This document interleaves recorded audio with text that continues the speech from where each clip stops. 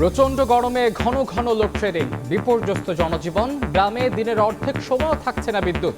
ব্যবসা বাণিজ্য ও কারখানার উৎপাদনও ব্যাহত।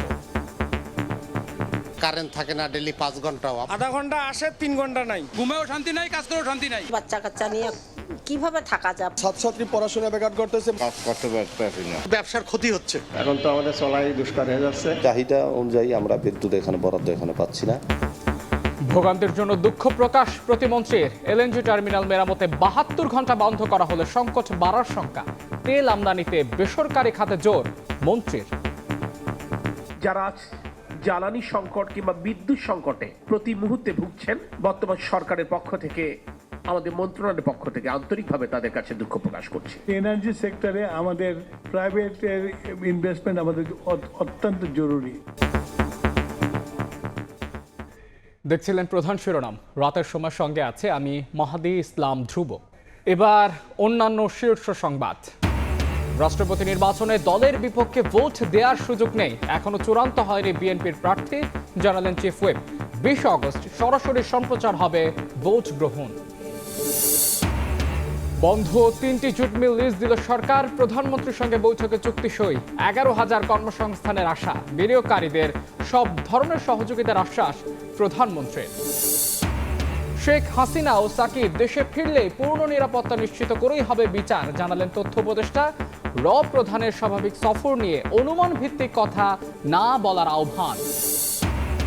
এসএসসির ফল নিয়ে ভুল ব্যাখ্যার অভিযোগ মন্ত্রীর। বললেন, কাউকে জোর করে পাস বা ফেল করানো যায় না, শতভাগ ফেল করা 312 স্কুলের বিরুদ্ধে ব্যবস্থার হুঁশিয়ারি।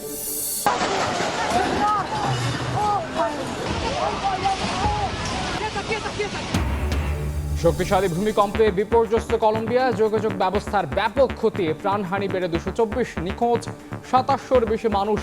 ধ্বংসস্তূপে আটকে পড়াদের উদ্ধারে অভিযান।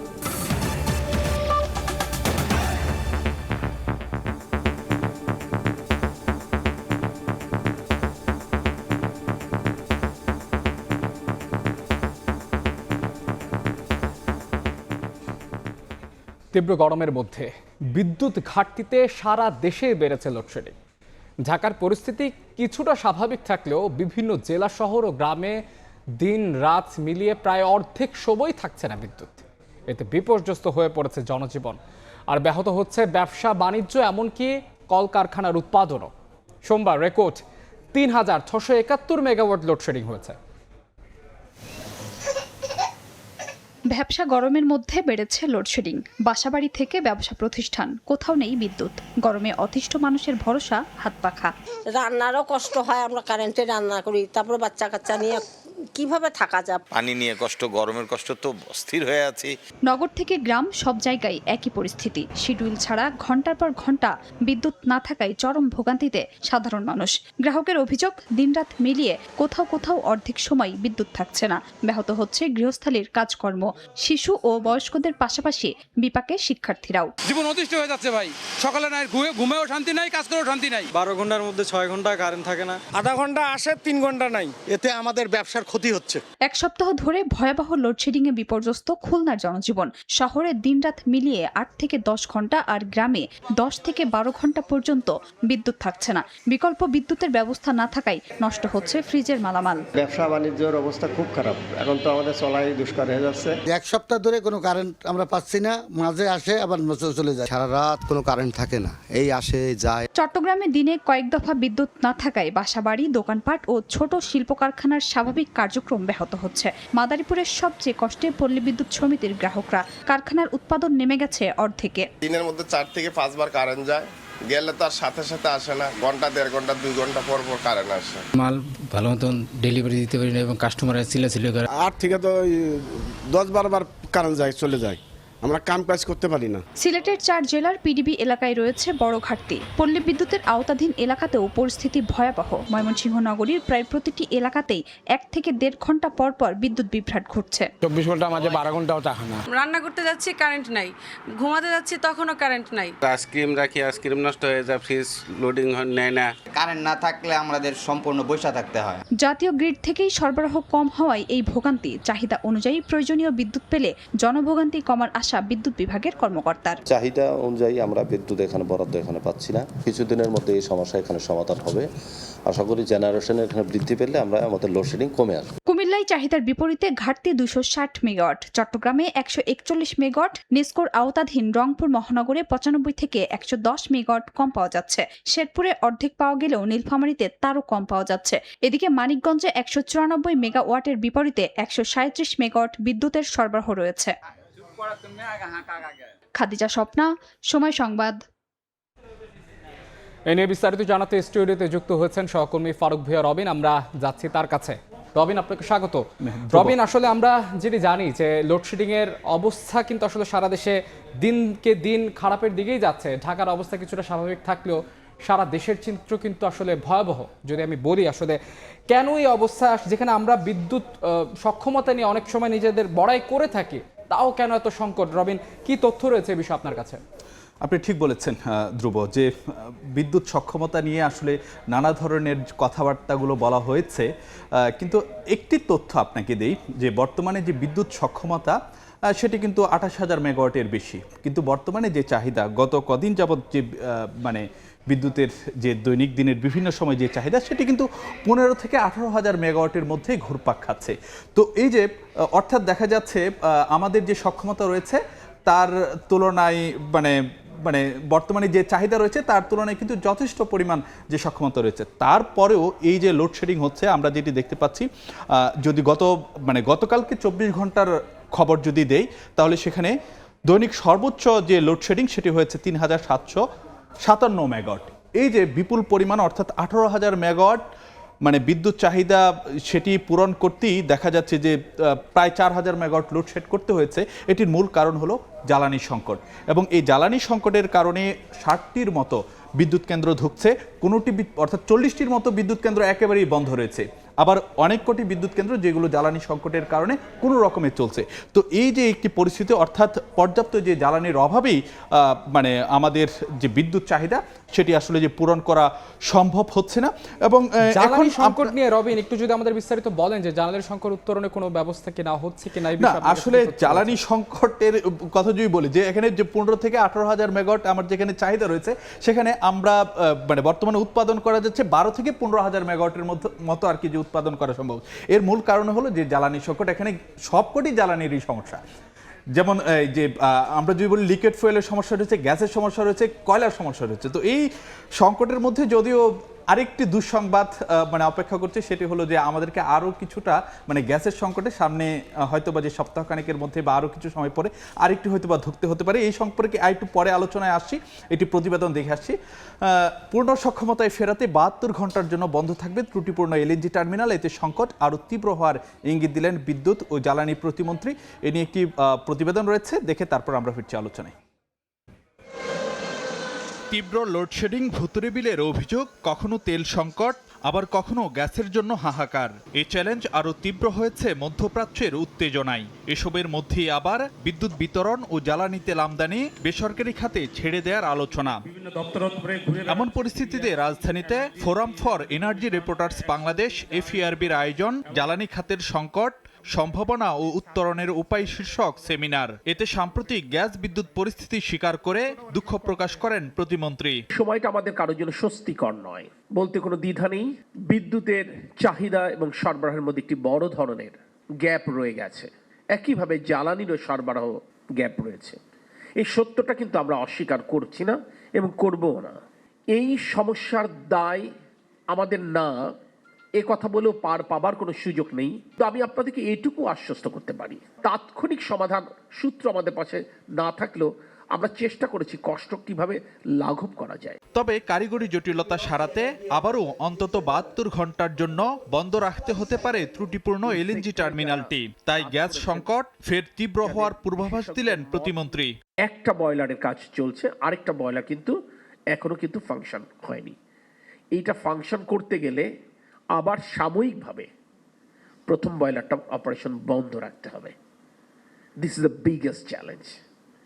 সেই কারণে আমরা তাদের সাথে আলোচনা চালাচ্ছি কোন সময়টা আমরা নির্ধারণ করতে পারি যে সময়ে মানুষের কষ্ট কম হবে। সেমিনারে জ্বালানি তেল আমদানি বেসরকারি খাতে ছাড়া হলে ভোক্তা স্বার্থ নিয়ে শঙ্কা তুলে ধরেন ক্যাবের জ্বালানি উপদেষ্টা। যখন কোনো সংকট তৈরি হয় তখন প্রাইভেট সেক্টর মুনাফা ম্যাক্সিমাইজ করে, তাহলে আমরা প্রাইভেট সেক্টরের হাতে নিরাপদ।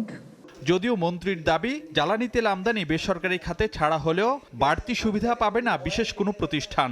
যখন জেনারেল আইন তৈরি হবে তখন তো একটা কোম্পানি তৈরি হবে না, সবার জন্য তৈরি হবে। দেশে 2টা পেট্রোল পাম্প থাকুক, একটা পদ্মা মেঘনা যমুনার থাকুক, একটা বেসরকারি থাকুক, যেমন ইন্ডিয়াতে আছে ইন্ডিয়ান ওয়েল আর রিলায়েন্স। আর যদি কারো যদি লাইন দিয়ে সস্তায় আমাদের কাছে কিনতে না চায়, বেশি দাম দিয়ে প্রাইভেটটা কিনবে, তো অসুবিধাটা কি আছে?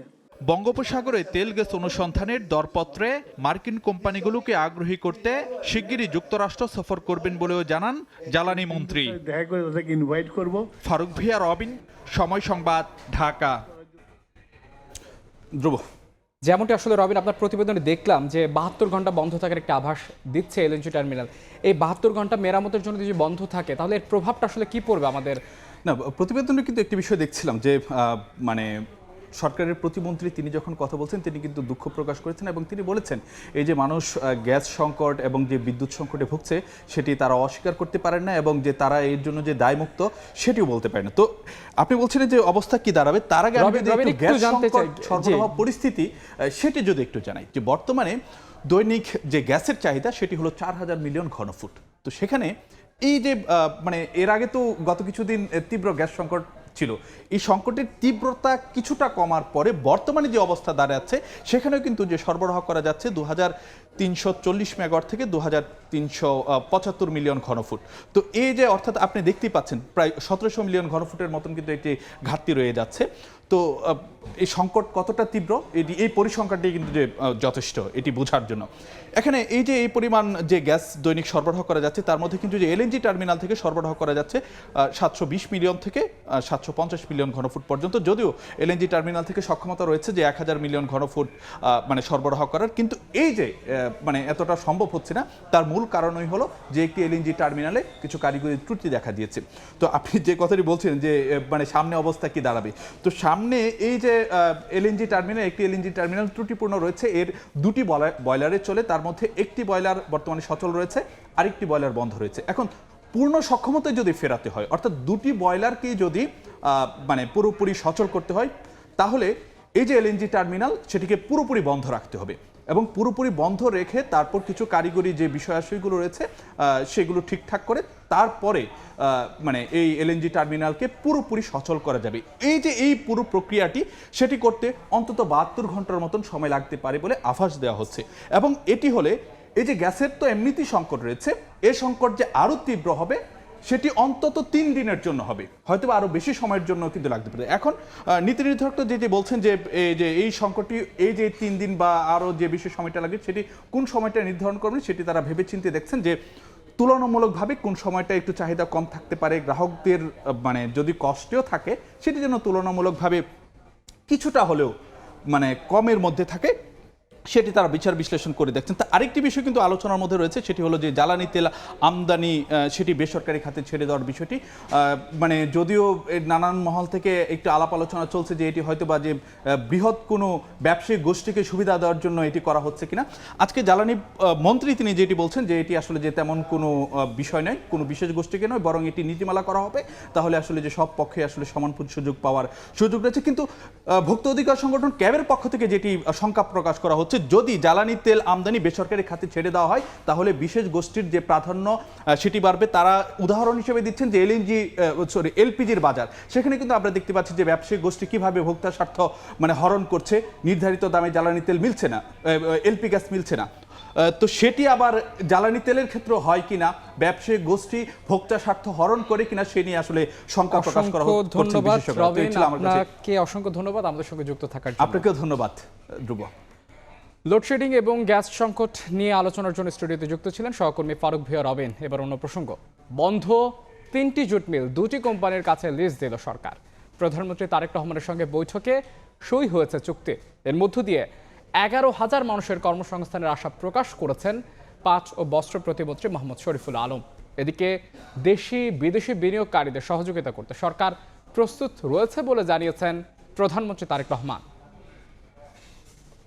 সরকার গঠনের পর ভঙ্গুর অর্থনীতি পুনর্গঠন, বৈদেশিক মুদ্রা অর্জন, রিজার্ভ বাড়ানো আর কর্মসংস্থান তৈরিতে দেশি বিদেশি বিনিয়োগ বাড়াতে কাজ করছেন প্রধানমন্ত্রী তারেক রহমান। দেশি বিদেশি ব্যবসায়ী ও বিনিয়োগকারীদের সঙ্গে একের পর এক করছেন বৈঠক। মঙ্গলবার সকালে সচিবালয়ের মন্ত্রী পরিষদ বিভাগের সভাকক্ষে American chamber of commerce AmCham প্রতিনিধি দল সাক্ষাৎ করেন প্রধানমন্ত্রীর সঙ্গে। সংগঠনটির সভাপতি ও মাস্টারকার্ডের ভাইস প্রেসিডেন্ট সৈয়দ মোহাম্মদ কামালের নেতৃত্বে প্রতিনিধি দল সাক্ষাতে অংশ নেয়। এ সময় সরকার প্রধান বলেন, বর্তমানে বাংলাদেশে বিনিয়োগের অনুকূল পরিবেশ আছে। আগ্রহী বিদেশি বিনিয়োগকারীদের সব ধরনের সহযোগিতায় প্রস্তুত তার সরকার। এদিন সচিবালয়ে প্রধানমন্ত্রীর সঙ্গে সৌজন্য সাক্ষাৎ করেন বিশ্বের অন্যতম বৃহৎ ডিজিটাল পেমেন্ট নেটওয়ার্ক প্রতিষ্ঠান ভিসার এশিয়া প্যাসিফিক অঞ্চলের প্রেসিডেন্ট স্টিফেন কার্পিন।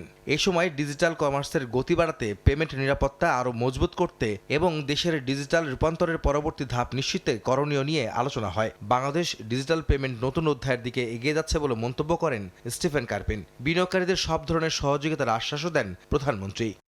এদিকে পাট ও বস্ত্র মন্ত্রণালয়ের নিয়ন্ত্রণাধীন 3টি জুট মিল প্রাণ RFL ও হ্যামকো গ্রুপের কাছে লিজ দিয়েছে সরকার। বিকেলে সচিবালয়ে প্রধানমন্ত্রীর সঙ্গে বৈঠকে এ বিষয়ে চুক্তি সই করা হয়। বন্ধ থাকা মিল 3টি হচ্ছে খুলনার খালিশপুরের প্লাটিনাম জুবিলি জুট মিল, খুলনার দিঘলিয়ার স্টার জুট মিল এবং সিরাজগঞ্জের রায়পুরের জাতীয় জুট মিল। পরে প্রতিমন্ত্রী মোহাম্মদ শরীফুল আলম জানান, আগামী 6 মাসের মধ্যে বন্ধ হওয়া আরও কিছু কলকারখানা চালুর উদ্যোগ নিচ্ছে সরকার। প্রাণ RFL গ্রুপ এবং হ্যামকো গ্রুপ এই দুইটি স্বনামধন্য শিল্প প্রতিষ্ঠানের সাথে আমরা 3টি মিলের বেসরকারি উদ্যোক্তাদের সাথে এই একটা লিজ চুক্তি স্বাক্ষর করেছি। বন্ধ মিলগুলো চালু করার মাননীয় প্রধানমন্ত্রীর যে উদ্যোগ ছিল, যেই কমিটমেন্ট ছিল, তার একটা শুরুটা আমরা করলাম এবং আগামী কিছুদিনের মধ্যে আরও কিছু মিলের চুক্তি স্বাক্ষর সম্পন্ন হবে। বন্ধ 3টি জুট মিলে 11,000 মানুষের কর্মসংস্থান তৈরি হবে বলে আশাবাদী পাট ও বস্ত্র প্রতিমন্ত্রী। উদ্যোক্তাদের সাথে আহমেদ সালেহীন, সময় সংবাদ, ঢাকা। রাষ্ট্রপতি নির্বাচনে দলের বিপক্ষে ভোট দেওয়ার কোনো সুযোগ নেই বলে মন্তব্য করেছেন সরকারি দলের চিফ হুইপ। সংসদ ভবনে নির্বাচনের প্রস্তুতি সভা শেষে তিনি জানান, বিএনপির প্রার্থী এখনও চূড়ান্ত হয়নি। এদিকে জুলাই সনদ অনুযায়ী নির্বাচন না হওয়া দুঃখজনক বলে মন্তব্য করেছেন বিরোধী দলের চিফ হুইপ। আগামী 20 আগস্ট ভোট গ্রহণ সরাসরি সম্প্রচার করা হবে বলে জানিয়েছেন ইসি সচিব। 3.5 দশক পর রাষ্ট্রপতি নির্বাচন হাতে বাকি সপ্তাহখানেক। নির্বাচনের চূড়ান্ত প্রস্তুতি নিয়ে মঙ্গলবার সকালে জাতীয় সংসদ ভবনে ভারপ্রাপ্ত স্পিকার কায়সার কামালের সঙ্গে বৈঠক করেন নির্বাচন কমিশন সচিব আখতার আহমেদ। অংশ নেন সরকারি ও বিরোধী দলের চিফ হুইপ, নির্বাচন কমিশন সচিব সহ সংসদ সচিবালয়ের কর্মকর্তারা। 2 ঘন্টার বৈঠকের বিষয়ে নির্বাচন কমিশনে ব্রিফিংয়ে কমিশন সচিব আখতার আহমেদ জানান, রাষ্ট্রপতি নির্বাচনে 349 জন ভোট দেওয়ার সুযোগ পাবেন। ভোট গ্রহণ সরাসরি সম্প্রচার করা হবে বলেও জানান তিনি। অধিবেশন কক্ষে মাননীয় সংসদ সদস্যরা তারা অবস্থানে তাদের আসনে বসবেন। আমরা যারা সহায়ক কর্মকর্তা থাকব, আমি সহ আমরা তাদের কাছে তাদের ব্যালট পেপারটা পৌঁছে দেব। সরকারি দলের চিফ হুইপ জানান, দলের সিদ্ধান্তের বাইরে কেউ ভোট দিতে পারবেন না। আর জুলাই সনদ অনুযায়ী নির্বাচন না হওয়ায় আক্ষেপের কথা জানান বিরোধী দলীয় চিফ হুইপ। দলের সিদ্ধান্তের বাইরে তারা কোনো সিদ্ধান্ত গ্রহণ করতে পারবে না। যদি সিদ্ধান্ত গ্রহণ করে সেক্ষেত্রে তাদের সদস্যপদ বাতিল হবে। মাননীয় প্রধানমন্ত্রী ঘোষণা করবেন, তখন আমরা সবাই একসাথে জানবো। আমরা গোপন ব্যালটে হচ্ছে রাষ্ট্রপতি নির্বাচনটা করব এবং এটার জন্য সংবিধান সংশোধনেরও প্রয়োজন নেই। যে আইনটা আছে রাষ্ট্রপতি নির্বাচনে, সেখানেও যদি আইন সংশোধন করে গোপন ব্যালটের কথা হতো তো সেটা করা যাইতো, কিন্তু আনফর্চুনেটলি এটা এখন হয় নাই। ভবিষ্যতে হবে এটা আমরা আশা করতেছি, কিন্তু যেহেতু নির্বাচন হচ্ছে এই জন্য আমরা গণতন্ত্রের সাথে অংশগ্রহণ। 20 আগস্ট দুপুর 2টা থেকে বিকেল 5টা পর্যন্ত রাষ্ট্রপতি নির্বাচনের ভোট গ্রহণ চলবে। এদিকে 27 আগস্ট বিকেল 3টায় জাতীয় সংসদের 3য় অধিবেশন ডেকেছেন অস্থায়ী রাষ্ট্রপতি হাফিজউদ্দিন আহমদ। আব্দুল্লাহ শাফি, সময় সংবাদ, ঢাকা। ভারতীয় গোয়েন্দা সংস্থা প্রধানের ঢাকা সফর স্বাভাবিক, তাই অনুমান নির্ভর কথা না বলার আহ্বান জানিয়েছেন প্রধানমন্ত্রীর তথ্য সম্প্রচার উপদেষ্টা ডক্টর জাহিদুর রহমান। সচিবালয়ের সাপ্তাহিক ব্রিফিংয়ে তিনি বলেন, শেখ হাসিনাকে প্রত্যর্পণ করতে ভারতকে কড়া বার্তা দেওয়া হয়েছে। জানান, শেখ হাসিনা ও সাকিব আল হাসান দেশে ফিরলে পূর্ণ নিরাপত্তা নিশ্চিত করেই তাদের বিচার করা হবে। সোমবার প্রধানমন্ত্রী ও স্বরাষ্ট্রমন্ত্রীর সঙ্গে ঢাকায় নিযুক্ত ভারতীয় হাইকমিশনারের প্রথম সাক্ষাতের মধ্য দিয়ে বাংলাদেশ ভারত সম্পর্কের বিষয়টি নতুন করে আবারও আলোচনায়। মঙ্গলবার সরকারের বিভিন্ন কার্যক্রম নিয়ে সচিবালয়ে সাপ্তাহিক ব্রিফিং করেন তথ্য ও সম্প্রচার উপদেষ্টা ডাক্তার জাহিদুর রহমান। বাংলাদেশ ভারত নতুন সম্পর্ক নিয়ে উপদেষ্টা বলেন, শেখ হাসিনার প্রত্যর্পণে ভারতকে কড়া বার্তা দেয়া হয়েছে। তাকে তো প্রত্যর্পণ করার কথা ছিল, সেটা তো হচ্ছেই না, রীতিমতো সংবাদ সম্মেলন করলেন। এই ব্যাপারগুলোকে ভারতের মানে আন্তরিকভাবে নিতে হবে যে বাংলাদেশের সাথে ভবিষ্যৎ সম্পর্ক কিরকম হবে, কিভাবে হবে সেটার ব্যাপারে। সো এই বার্তাটা টাফ স্ট্রংলি দেয়া হয়েছে, এতে কোনো সন্দেহ নাই। শেখ হাসিনা কিংবা ক্রিকেটার সাকিব আল হাসান দেশে ফিরলে পূর্ণ নিরাপত্তা দিয়েই বিচারের মুখোমুখি করা হবে বলেও জানান উপদেষ্টা। সাকিব আল হাসান যদি দেশে আসেন, আপনার কি মনে হয় উনি নিরাপত্তাহীন থাকবেন? ভালো খেলোয়াড় হতে পারেন, উনি একজন নষ্ট পচে যাওয়া মানুষ। উনি আসবেন এবং ওনার নিরাপত্তার মাধ্যমে উনি ফেস করবেন ওনার যা যা অভিযোগ আছে, এবং সেখানে যা যা আইনগত ব্যাপার আছে সব তিনি মেনে নিয়ে যদি আসেন, কোনো সমস্যা আমি দেখি না। হাসিনাও যদি বাংলাদেশে আসেন, পূর্ণ নিরাপত্তার সাথে তিনি আসবেন, পূর্ণ নিরাপত্তার সাথে তিনি বিচারিক প্রক্রিয়ায় যাবেন, পূর্ণ অধিকার ভোগ করবেন বিচারিক প্রক্রিয়ায়। ভারতীয় গোয়েন্দা সংস্থা র প্রধানের বাংলাদেশ সফর স্বাভাবিক বিষয়, তাই অনুমান নির্ভর কথা না বলতে আহ্বান জানান উপদেষ্টা। সো এটা তার এক ধরনের সফর, এবং আমাদের যে কাউন্টার পার্ট আছে তার সাথে বসবেন, কিন্তু এটা স্পেকুলেশনের কিছু নেই। যেমন আমাদের যিনি গোয়েন্দা প্রধান আছেন তিনি তো ভারতে গিয়েছিলেন। সপ্তাহে একদিন বিনামূল্যে স্কুল শিক্ষার্থীদের জুলাই স্মৃতি জাদুঘর পরিদর্শনের ব্যবস্থা করা হবে বলেও জানান তথ্য উপদেষ্টা। এই জাদুঘরের একটা দিন আমরা স্কুলের জন্য নির্ধারণ করা। প্রসূন আশিস, সময় সংবাদ, ঢাকা।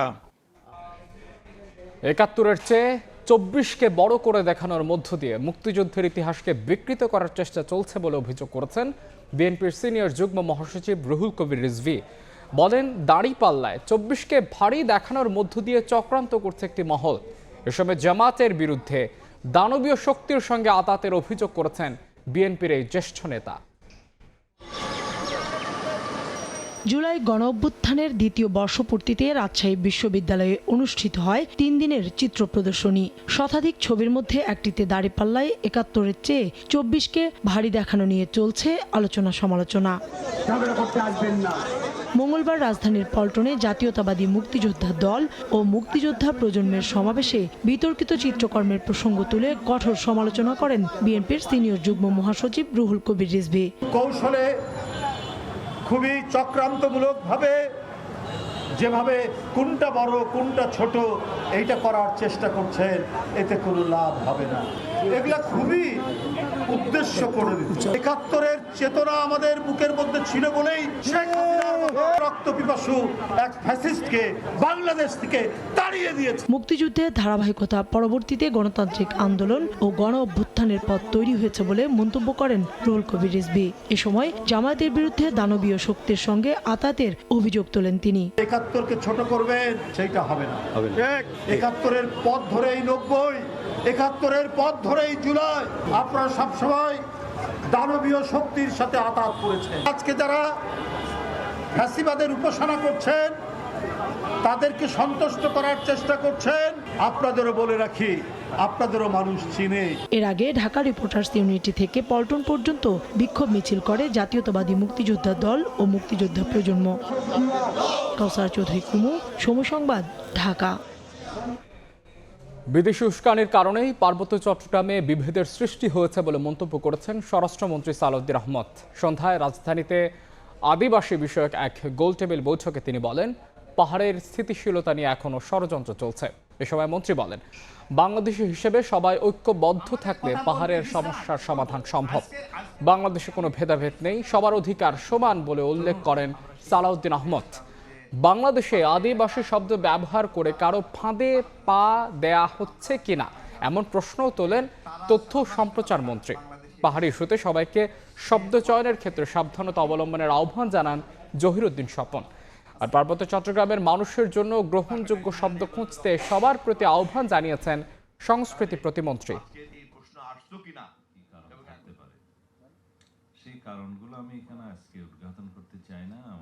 উপস্থাপন করার ক্ষেত্রেই কিন্তু সতর্ক থাকতে হবে যে কারো কোনো পাতানো ফাদানো কোনো বয়ানে পা দিতে আমরা চাই না। বাংলাদেশের জনমিতিকে বুঝতে চাইলে পরে অভিবাসীদের চশমা দিয়ে কিন্তু এই জনমিতিকে দেখা যাবে না। আসলে যে বিভেদগুলো সৃষ্টি হয়েছে সেই বিভেদগুলোর সৃষ্টির পিছনে কিছু ভিনদেশী উস্কানি এক সময় ছিল।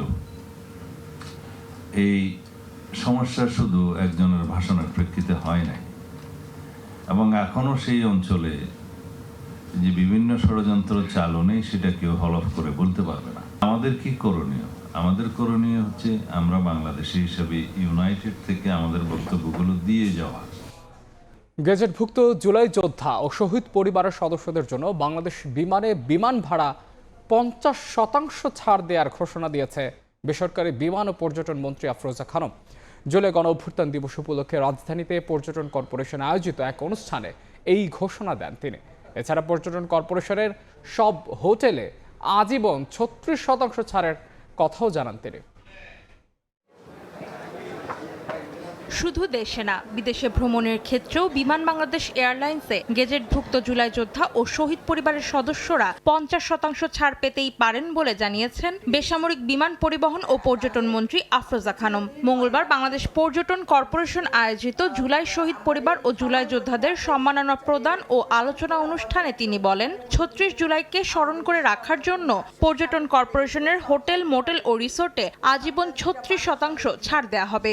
আমরা জুলাই যোদ্ধাদের জন্য প্লেন ভাড়াটাও কিন্তু কমিয়ে দিতে পারি, 50% মধ্যে নিয়ে আসতে পারি। জুলাই যোদ্ধারা যারা চাকরি যে পর্যায়ে চাকরি করতে পারে তাদের ঠিক সেইভাবেই ব্যবস্থা করে দেওয়া। অলরেডি কিন্তু সার্কুলার হয়ে গেছে অনেক।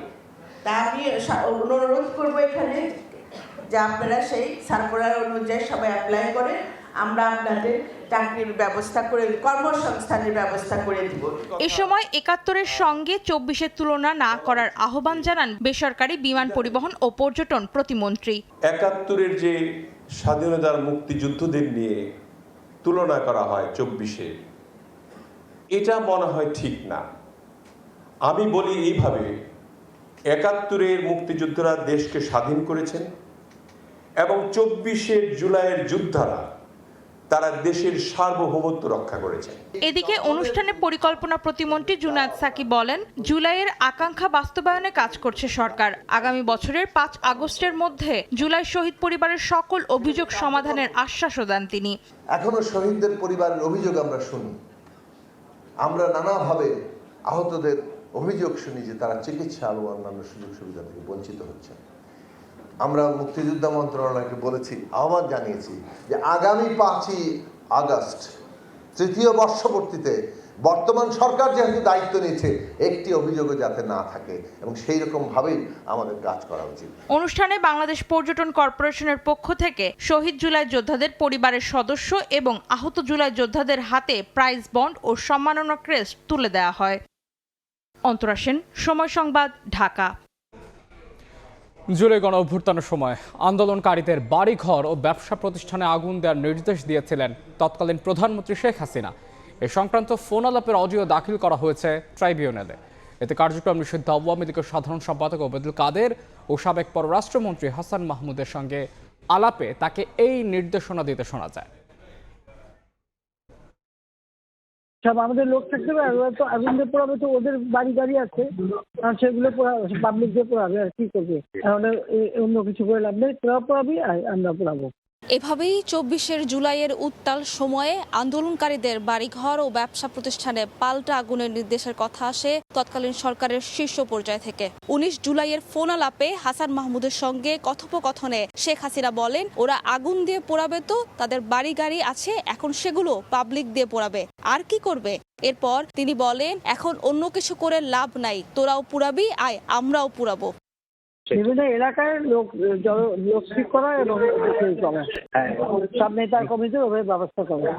ফোন আলাপে সাবেক পররাষ্ট্রমন্ত্রী হাসান মাহমুদকে শেখ হাসিনা বলেন, আন্দোলনকারীদের ওপর পাল্টা হামলা চালিয়ে যে কোনো মূল্যে পরিস্থিতি নিয়ন্ত্রণ করতে হবে। জবাবে হাসান মাহমুদ ইটের জবাবে পাটকেল বা টিট ফর ট্যাট বলে সমর্থন জানান। পরবর্তীতে সাবেক সেতুমন্ত্রী ওবায়দুল কাদেরের সঙ্গে কথা বলার সময় আন্দোলনকারীদের বাড়িঘর ও ব্যবসা প্রতিষ্ঠান খুঁজে বের করে আগুন দেওয়ার নির্দেশ দেন শেখ হাসিনা।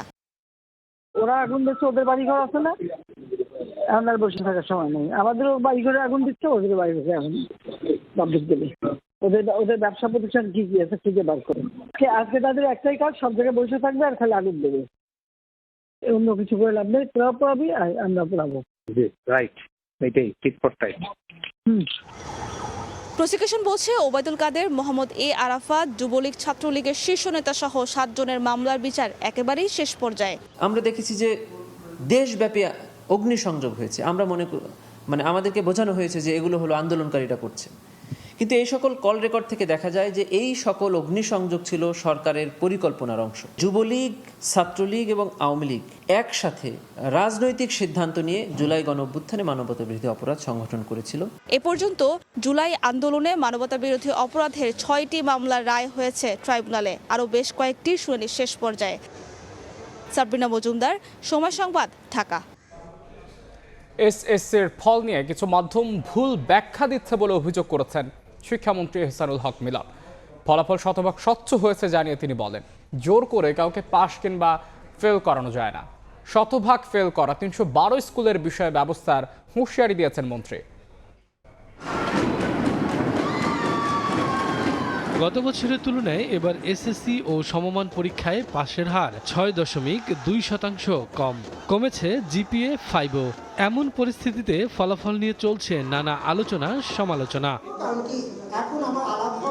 মঙ্গলবার সকালে রাজধানীর ফার্মগেটে বাংলাদেশ কৃষি গবেষণা কাউন্সিল মিলনায়তনে এক সেমিনারে শিক্ষামন্ত্রী এহসানুল হক মিলন অভিযোগ করেন, এসএসসির ফল নিয়ে ভুল ব্যাখ্যা দিচ্ছে বিভিন্ন মহল। কাউকে জোর করে পাশ কিংবা ফেল করানো যায় না বলেও মন্তব্য করেন তিনি। ড্রপ কি করানো যায়? জোর করে কি রেজাল্ট ফেল করানো যায়? জোর করে কি পাস করানো যায়? This is a real story, facts. শতভাগ ফেল করা প্রতিষ্ঠানগুলোর বিরুদ্ধে ব্যবস্থা নেওয়া হবে জানিয়ে প্রয়োজনে বন্ধ করে দেওয়ার হুঁশিয়ারি দেন মন্ত্রী। একটি প্রতিষ্ঠান সরকারের কাছ থেকে টাকা নেবে, বেতন নেবে, সেই প্রতিষ্ঠান 0 পাবে, এটা কি হতে পারে? নিশ্চয়ই এটা হতে পারে না। শিক্ষক নিয়োগ নিয়ে গুজব ছড়ানো হচ্ছে দাবি করে এহসানুল হক মিলন জানান, চূড়ান্ত বাছাইয়ের পরেই ঠিক হবে নিয়োগ প্রক্রিয়া। কোন গুপ্ত এক লোক মন্ত্রণালয় থেকে আলোচনায় যতটুকু হয়েছে অতটুকু কেটে দিয়েছে, কিন্তু তার নিচে যে রয়েছে মাননীয় মন্ত্রী সেটাকে দেখবেন, পরীক্ষা নিরীক্ষা করবেন, তারপরে সেইটার প্রজ্ঞাপন জারি হবে। চিলে কান নিয়ে গিয়েছে, শুনেছে চিলের পিছনে দৌড়াচ্ছে, একবারও কানে হাত দিয়ে দেখে না আমার কানটা রয়েছে কিনা। ভবিষ্যৎ শিক্ষা ব্যবস্থায় গবেষণাকে বেশি গুরুত্ব দেওয়া হবে বলেও জানান শিক্ষামন্ত্রী। যত বেশি জানতে পারবো তত বেশি কার্যকরী ভূমিকা রাখতে পারবো। শফিকুজ্জামান রুবেল, সময় সংবাদ, ঢাকা। এবার সরকারের 180 দিনের বিশেষ প্রতিবেদন।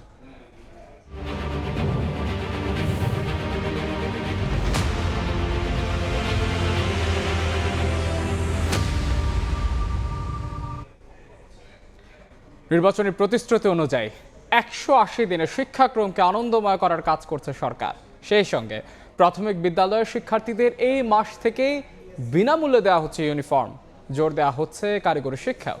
তবে বিশ্ববিদ্যালয় ক্যাম্পাসে শান্তিপূর্ণ পরিবেশ বজায় রাখতে প্রয়োজনীয় ব্যবস্থা নেওয়ার আহ্বান জানিয়েছে সংশ্লিষ্টরা। নূরে আলমের রিপোর্টে বিস্তারিত।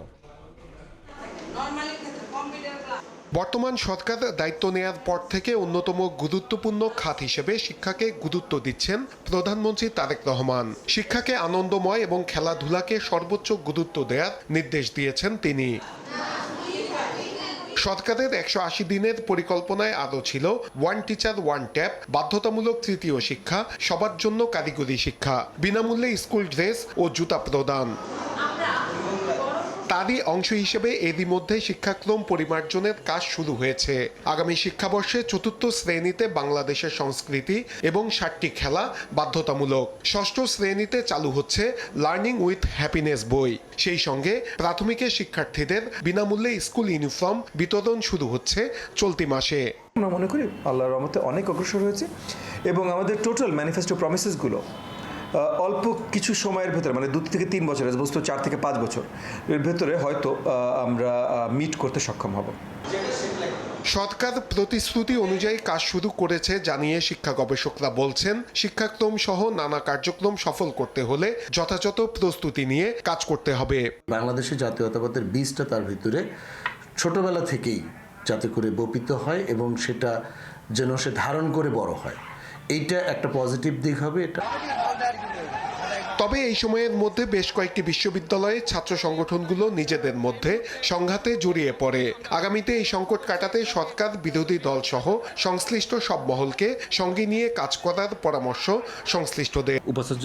উপাচার্য মহোদয়দেরকে, প্রিন্সিপাল স্যারদেরকে, যে সে যেই দলই করুক কোনো অসুবিধা নাই, কিন্তু সে বৈধ ছাত্র কিনা এবং সে অন্যকে হার্ম করতেছে না। গবেষকরা বলছেন, শিক্ষার টেকসই উন্নয়ন করতে হলে শিক্ষা কমিশন গঠন করতে হবে। নূরে আলম, সময় সংবাদ, ঢাকা।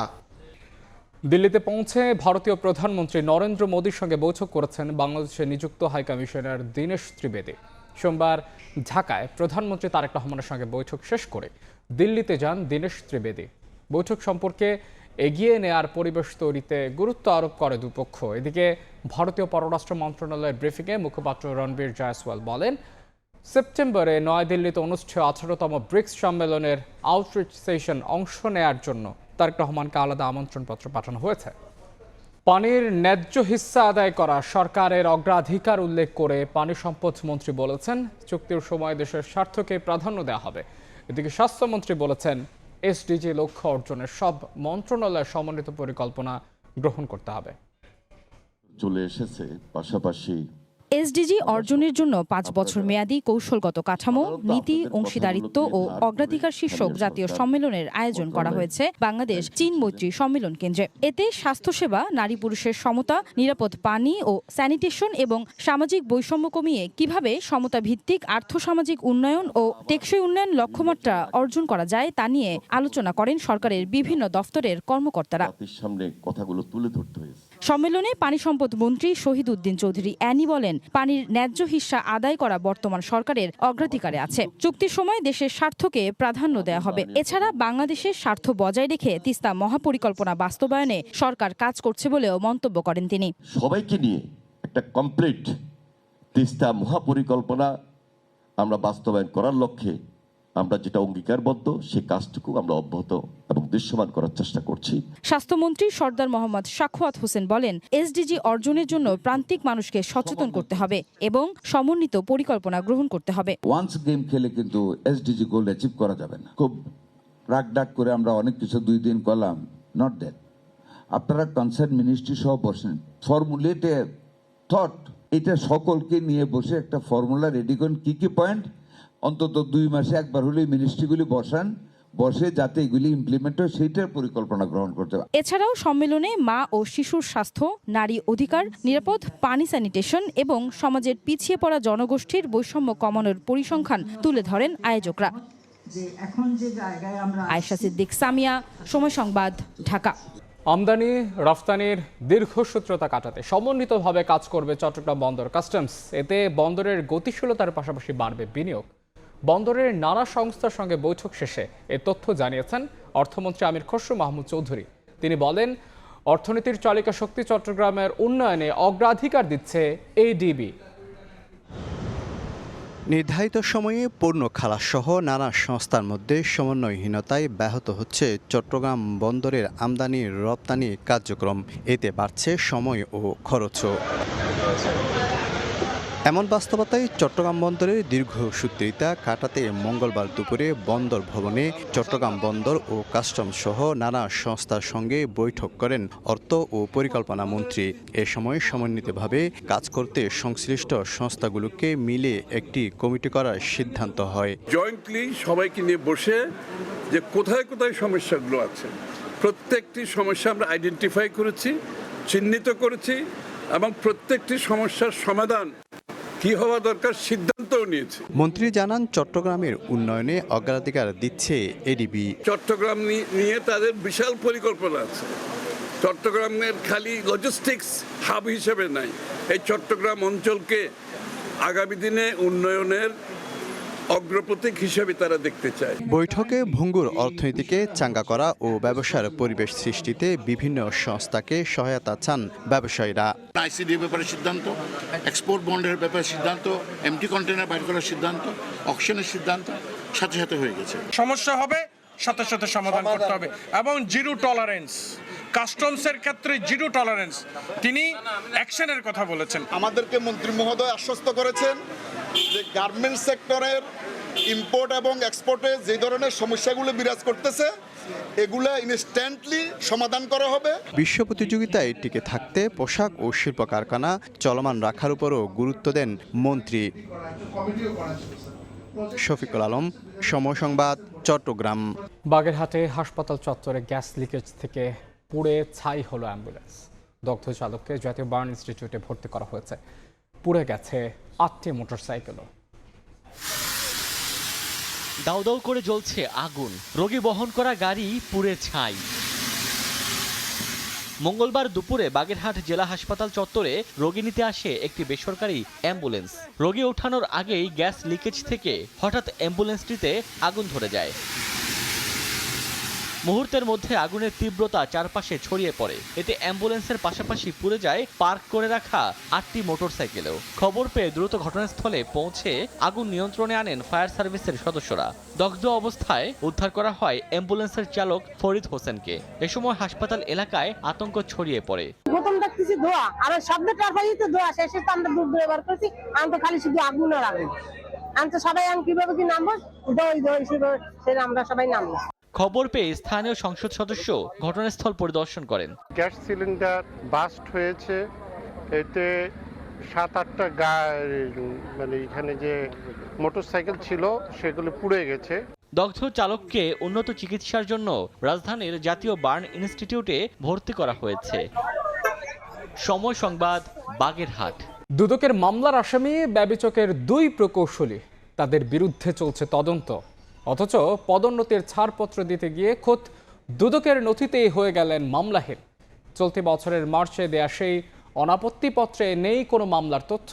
মঙ্গলবার বিষয়টি প্রকাশ্যে আসতেই টনক নড়ে দুদকের।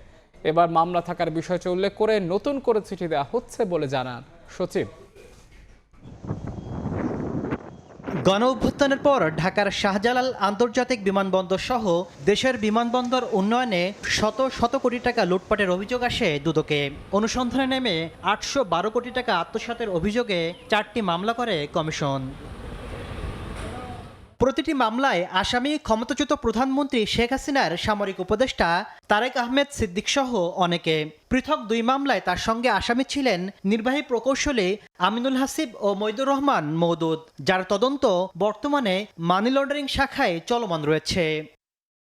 এমন প্রেক্ষাপটে চলতি বছরের মার্চে বেবিচক থেকে হাসিব ও মওদুদের নামে মামলা আছে কিনা দুদকের কাছে জানতে চাওয়া হলে খোদ নিজেদের করা মামলার বিষয়টি গোপন করে অনাপত্তিপত্র দেওয়া হয়। বিষয়টি জানতে চাইলে নিজেদের দায় এড়ানোর চেষ্টা করেন দুদকের সংশ্লিষ্ট কর্মকর্তারা। নলেজে আসছে, আমরা এটা নিয়ে খতিয়ে দেখছি যে এখানে আমাদের কেউ কোনো ইচ্ছাকৃতভাবে ত্রুটি করলো না, কোনো অসাবধানতাবশত কিছু হয়েছে আমরা দেখছি। আমাদের কাছে কোনো তথ্য থাকে না, আমরা আমাদের 14টা যে 8টা যে উইং আছে, উইং এর কাছ থেকে তথ্য নিয়ে তারপর আমরা দিই। তারা যেভাবে তথ্য দিয়েছিল এভাবে দিয়েছি। তারা আমার যদি তারা আমি এভাবে তারা দিয়ে দেবো। দুদক সচিব জানান, অনাপত্তিপত্র ভুল ছিল, সংশোধন করে ফের পাঠানো হচ্ছে। যে ভুলটা হয়েছে সেটা সংশোধনীতে যাচ্ছে। আমাদের চিঠি আমরা এটা পুনঃস্থাপন করতে যাচ্ছি। ইন্টেনশনালি হয়েছে কিনা সেটা আমরা যাচাই করে দেখব। যদি কেউ ইন্টেনশনালি করে থাকে আমরা তাদের বিরুদ্ধে ব্যবস্থা নেব। এদিকে দুদকের অনাপত্তিপত্র পাওয়ার পর বেবিচকের নির্বাহী প্রকৌশলী আমিনুল হাসিব তত্ত্বাবধায়ক প্রকৌশলী হিসাবে পদোন্নতি পেয়েছেন বলেও জানা গেছে। তাসলিম তৌহিদ, সময় সংবাদ, ঢাকা। কলম্বিয়ার শক্তিশালী ভূমিকম্পে নিহতের সংখ্যা বেড়ে দাঁড়িয়েছে 224 জনে। আহত হয়েছেন 570 জনের বেশি। এখনও নিখোঁজ 2700-র বেশি মানুষ। ধ্বংসস্তূপে আটকে পড়াদের উদ্ধারে জোর প্রচেষ্টা চালাচ্ছেন সেবাকর্মীরা। জাতীয় দুর্যোগ ঘোষণা করেছে সেখানকার সরকার।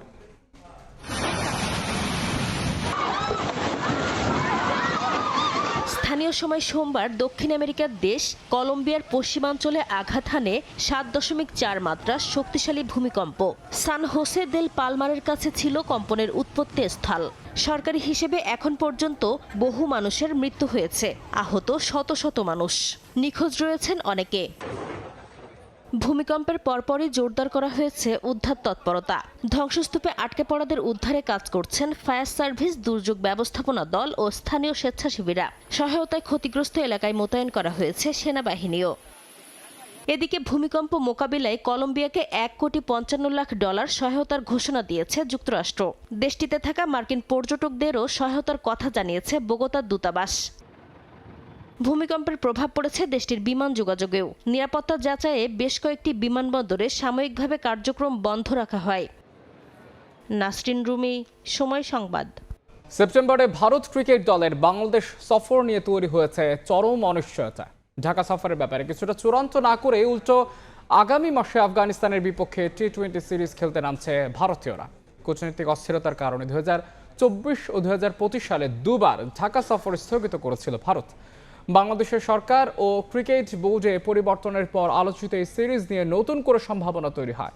বিসিবি থেকে নিয়মিত বিসিসিআইয়ের সঙ্গে যোগাযোগ করা হচ্ছিল। যুব ক্রীড়া প্রতিমন্ত্রীও জানিয়েছিলেন পররাষ্ট্র মন্ত্রণালয় বিষয়টি নিয়ে কাজ করছে, কিন্তু ভারতের পক্ষ থেকে পরিষ্কারভাবে কিছুই জানানো হয়নি। আর এসবের মাঝে আফগানিস্তান ক্রিকেট বোর্ডের টি-20 সিরিজের সূচি প্রকাশের পর এরকমই শেষ হয়ে গেল টিম ইন্ডিয়ার বাংলাদেশ সফরের সম্ভাবনা। 13, 15 ও 17 সেপ্টেম্বর আফগানদের বিরুদ্ধে 3টি টি-20 সিরিজ খেলবে তারা।